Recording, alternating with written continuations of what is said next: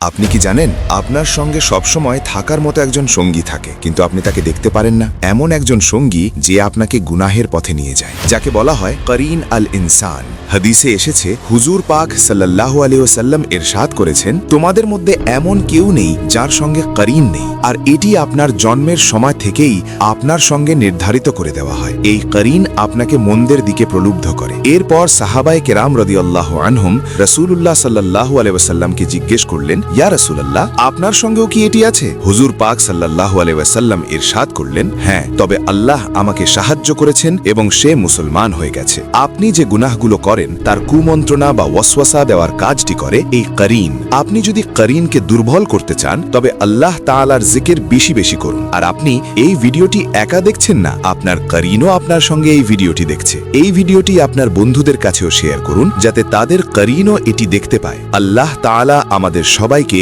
করিনের কুমন্ত্রণা থেকে মাহফুজ রাখুন। কমেন্টে একবার লিখুন আমিন।